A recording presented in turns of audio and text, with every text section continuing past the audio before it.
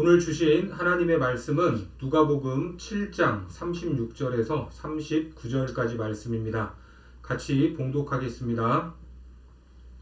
한 바리새인이 예수께 자기와 함께 잡수시기를 청하니 이에 바리새인의 집에 들어가 앉으셨을 때에 그 동네에 죄를 지은 한 여자가 있어 예수께서 바리새인의 집에 앉아 계심을 알고 향유 담은 옥합을 가지고 와서 예수의 뒤로 그 발 곁에 서서 울며 눈물로 그 발을 적시고 자기 머리털로 닦고 그 발에 입 맞추고 향유를 부으니 예수를 청한 바리새인이 그것을 보고 마음에 이르되 이 사람이 만일 선지자라면 자기를 만지는 이 여자가 누구며 어떠한 자 곧 죄인인 줄 알았으리라 하거늘. 오늘은 예배, 예수님만 보는 것이라는 제목으로 하나님 말씀 전하겠습니다. 우리가 사는 이 시대는 날로 발전하는 과학기술을 봤을 때 참으로 놀랍지 않을 수 없습니다. 우주에 다녀온 지는 이미 오래됐죠. 이제는 관광으로 우주에 가려는 시도들이 있습니다. 그리고 로봇을 만들어내고 거기에 인공지능까지 탑재를 해서 인류가 직면한 많은 문제를 해결하고 있습니다. 하지만 아직도 인류는 명확하게 알 수 없는 것들이 있는데 그것은 인간의 근본이 무엇이냐에 대한 질문입니다.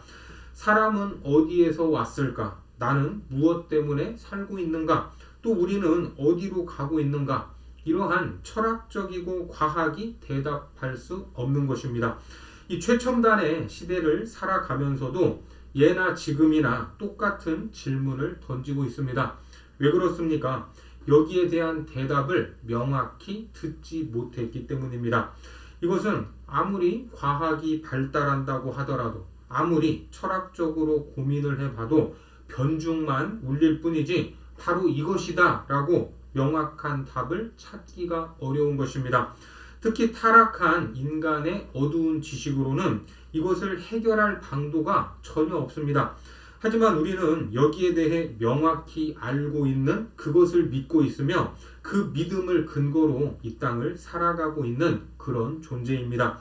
우리가 가진 성경, 그 성경은 맨 처음부터 사람은 어디에서 왔고 무엇 때문에 살고 어디로 가고 있는지 이것에 대한 명확한 답을 주고 있습니다. 먼저 모든 인간은 예배하는 존재로 창조되었다라는 것입니다. 이사야 43장 7절에 보니까 내 이름으로 불려지는 모든 자 곧 내가 내 영광을 위하여 창조한 자를 오게 하라. 그를 내가 지었고 그를 내가 만들었느니라. 그렇습니다. 내가 내 영광을 위하여.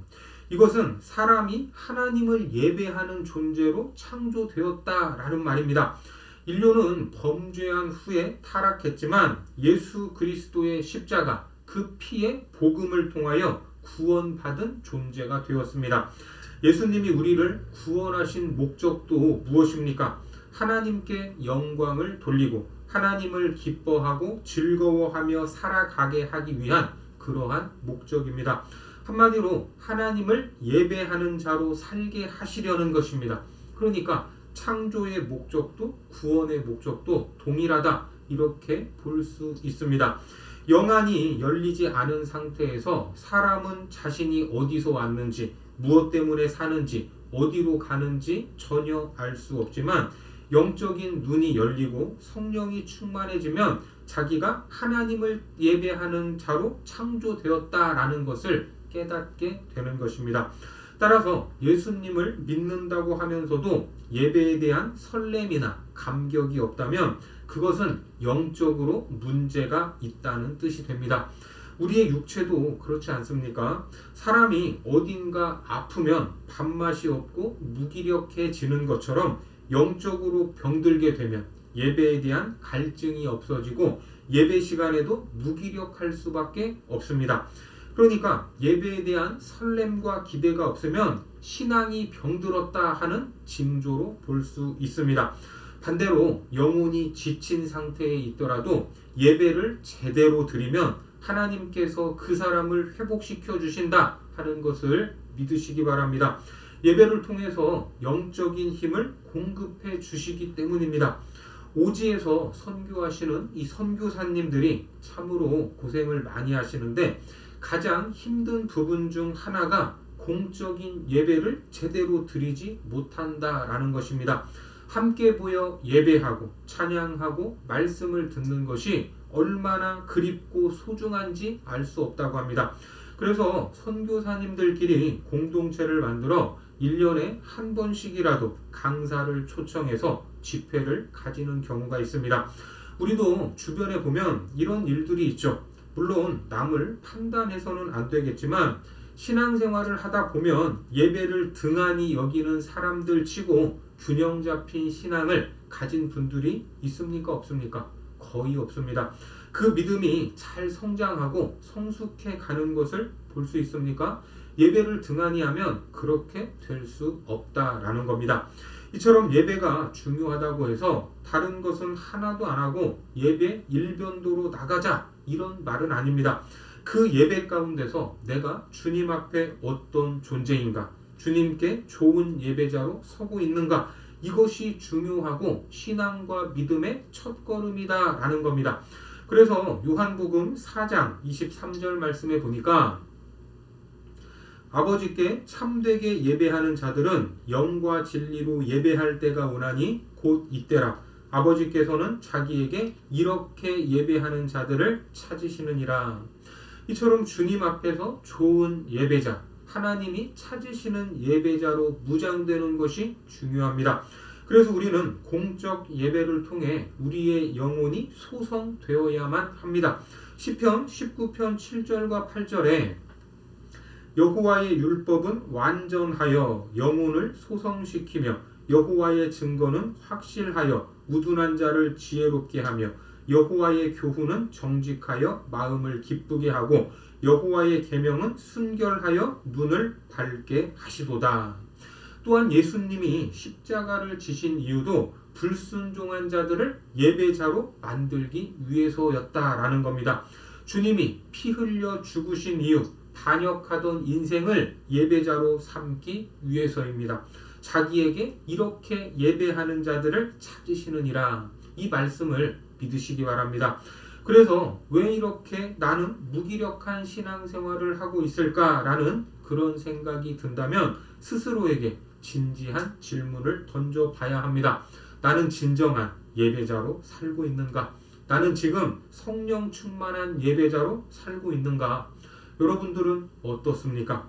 오늘날 많은 사람들의 모습을 보면 분주하고 허둥지둥하고 복잡하기만 합니다.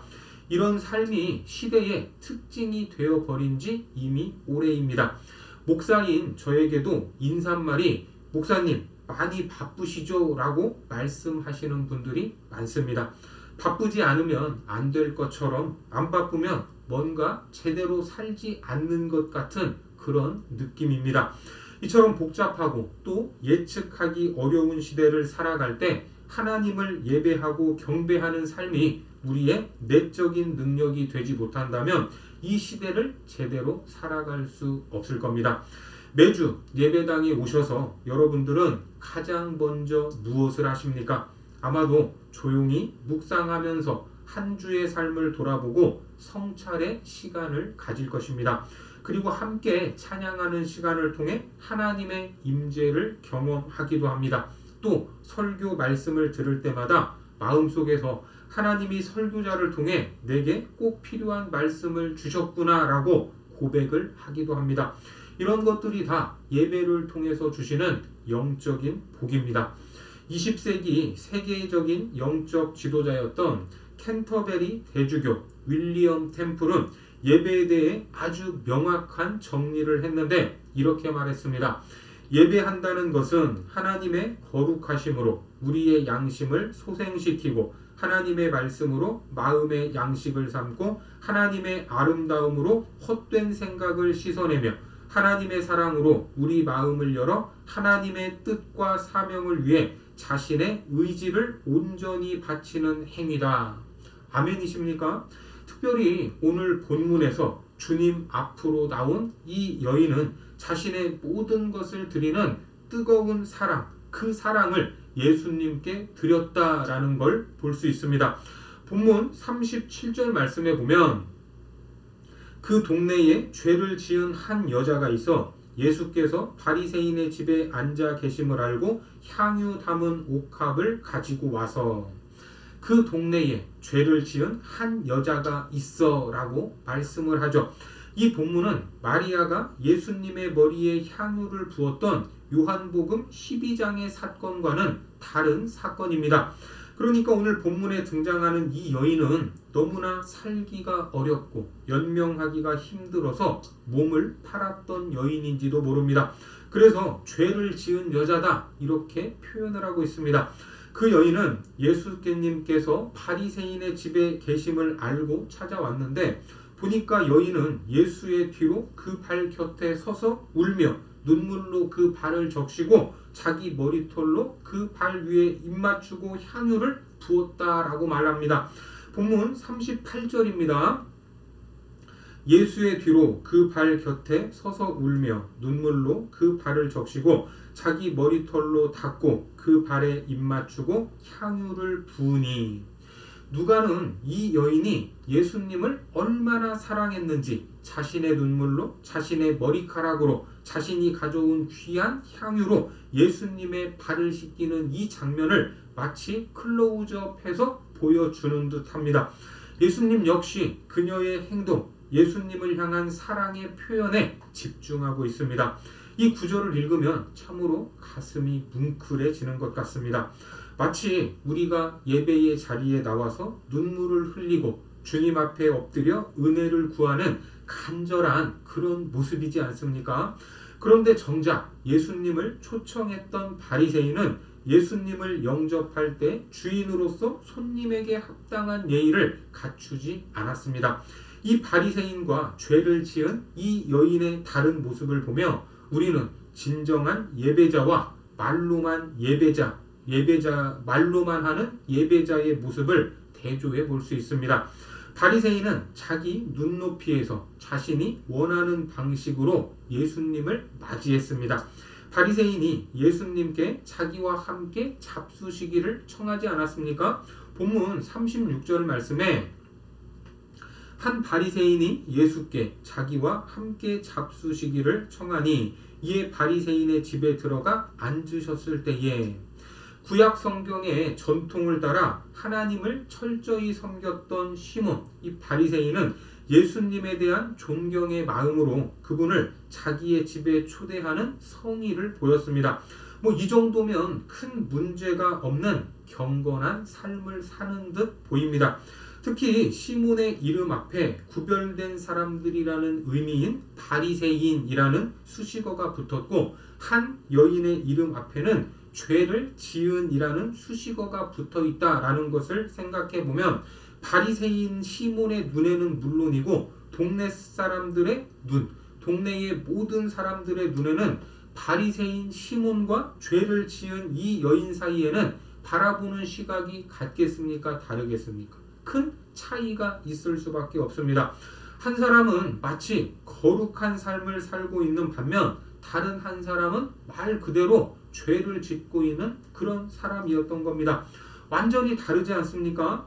이처럼 바리새인 시몬은 사람들을 평가하고 비교함에 있어서 누가 의로운 삶을 살고 있는가의 기준으로 삶이나 행동이 의로운가 아니면 죄로 가득한가를 이미 자기의 기준으로 판단하고 있었던 것입니다.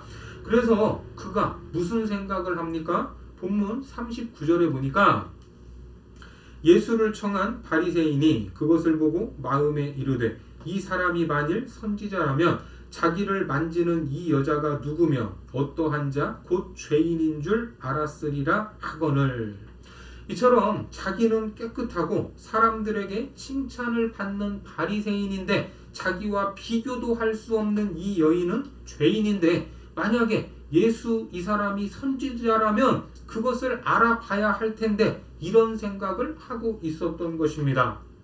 미국 클레어몬트 대학교의 신학부 학장을 맡았던 필립 크레이톤 교수는 신학이 변해야 교회가 산다라는 책에서 미국의 주류 교단이 쇠퇴하는 원인을 여러 가지 측면으로 분석하고 있습니다.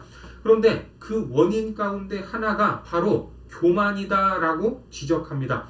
그러면서 한 가지 예를 들어 설명을 하고 있는데, 보수적인 기독교인들은 유명한 찬양이죠. 나 같은 죄인 살리신 어메이징 그레이스 아닙니까? 이 찬양을 부르면서 자신의 죄를 용서하시는 하나님의 놀라운 은혜를 찬양한다고 합니다. 그런데 여기까지는 좋습니다. 오늘 바리새인이 존경하는 마음으로 예수님을 식사 자리에 초대한 것과 비슷합니다. 그런데 문제는 자기들과 다른 사람들, 그러니까 자기들과 다른 유색 인종이나 빈곤층, 가까이 하기 싫은 노숙자들에게는 하나님의 놀라운 은혜, 어메이징 그레이스가 전혀 임할 수 없을 것처럼 생각하고 행동하는 것이 만연하다, 이렇게 지적하고 있습니다. 이것이 바로 교만이다라는 겁니다. 어떻습니까? 오늘 본문에 나오는 바리새인이 죄를 지은 여인을 보면서 생각하는 것과 같은 모습 아닙니까? 사람들이 다른 사람을 판단하는 기준은 눈에 보이는 것일 수밖에 없습니다. 그래서 누가 더 깨끗해 보이냐, 더 종교적이냐, 더 거룩해 보이냐, 더 칭찬을 받고 있느냐, 이거지만 예수님은 아니라는 겁니다. 예수님은 누가 예수님을 더 사랑하는가, 이것을 보시는 분입니다. 바리새인은 예수님과의 사이에 빈 공간이 너무나 컸습니다. 그 틈이 얼마나 컸는지 세상 기준이 채웠고 자신의 판단이 자신과 예수님 사이에 들어왔던 겁니다. 그래서 예수님을 마치 제3자처럼 대하고 있지 않습니까? 오늘날에도 마치 참관하듯 예배를 드리는 사람들이 있습니다. 사람이니까 눈에 보이는 것에 좌우될 수밖에 없지만 근본적으로 우리는 이러한 바리새인과 같은 판단을 가지고 있으면 안 된다라는 것을 기억하시기 바랍니다. 오늘 이 사건을 분석해 보면 예수님과의 영적인 밀접성과 친밀도가 있다라는 것을 확인할 수 있습니다. 영적인 밀접성이 뭡니까? 예수님과의 거리를 의미하죠. 다른 말로 하면 예수님만 보이는 상태로 몰입하는 것입니다. 예배 시간에 나의 마음을 전심으로 주님 앞에 드리는 것은 하나님과 나 사이에 누리는 영적 밀접성이다라고 말할 수 있습니다. 전심이 뭡니까? whole heart입니다. 나뉘지 않는 마음. 그러니까 예배를 통해 하나님 앞에 섰을 때는 그 사이에 세상의 어떤 것도 비집고 들어갈 수 없을 정도로 밀접하고 친밀해야 한다는 겁니다. 주일 예배에 와서 누가 어떤 옷을 입었는지, 누가 무슨 기분 나쁜 말을 했는지, 누가 어떤 행동으로 실수를 했는지, 이런 것들을 볼 것이 아니라 온전히 누구만, 주님께만 집중해야 합니다. 오늘 예수님과 이 여인 사이에도 그 어떤 것이 비집고 들어올 만한 틈이 없었듯이 이 예배를 드리는 시간에 예수님과 나 사이에 다른 것이 낄 수 없도록 하나님과 밀접하고도 친밀한 관계가 되기를 바랍니다. 이러한 친밀함을 위해서는 때로 체면도 무시할 수 있어야 합니다. 여러분, 오늘 한번 상상해 보시기 바랍니다. 죄가 많은 이 여인이 바리새인의 집에 들어올 때 사람들이 얼마나 경멸스러운 눈빛으로 쳐다봤겠습니까? 그 여인도 사람이니까 그들의 시선이 느껴졌을 것이고 모멸감도 느꼈을 것입니다. 하지만 예수님을 만나기 위해서라면 그러한 부끄러움은 개의치 않았습니다. 그냥 돌파하고 들어가야만 주님을 만날 수 있기 때문입니다. 그렇게 주님과의 관계에서 다른 것이 중간에 끼어들지 못하도록 친밀성을 가져야 할 것입니다. 이처럼 예배는 예수님만 보이는 영적 상태로 몰입하는 것입니다. 이 여인은 예수님과의 관계에서 세상과 자신은 간 곳 없고 오직 구속한 주님만 보이는 그러한 상태가 되었습니다. 죄를 지은 여인은 하나님 앞에서 자기 모습을 바라봤지만 그 은혜를 구하며 자기의 전부를 드렸던 겁니다. 여기서 은혜를 아는 자와 모르는 자의 차이가 드러나게 됩니다. 오늘 예배를 드리는 분들 중에는 21세기의 바리새인이 아무도 없기를 바랍니다. 우리는 지금까지 많은 은혜를 받았습니다. 그 은혜에 감격하여 매주 드리는 우리의 예배가 하나님의 거룩하심, 하나님의 말씀, 하나님의 아름다움, 하나님의 사랑, 하나님의 뜻과 사명을 확인하는 예배의 자리가 되기를 바랍니다. 또한 앞으로 평생토록 드릴 예배마다 하나님이 주시는 놀라운 축복을 경험하고 하나님께서 말씀하시는 그 음성을 듣고 순종하는 거룩한 교회가 되기를 주님의 이름으로 축원합니다. 기도하겠습니다. 우리를 교회로 부르신 하나님, 우리가 교회로서 이 시대의 사명을 잘 감당하기 원합니다. 특별히 예배의 자리에서 힘을 얻고 소생하게 하셔서 죄의 문제를 해결하기 원합니다. 세상의 기준과 가치관, 다른 사람을 향한 정죄와 내 안에 있는 교만함과 판단을 모두 버리게 하시고 온전히 구속한 주님만 바라보고 밀접하게 하여 전심으로 주님 앞에 서는 예배자가 되게 하여 주옵소서. 예수님의 이름으로 기도드립니다. 아멘.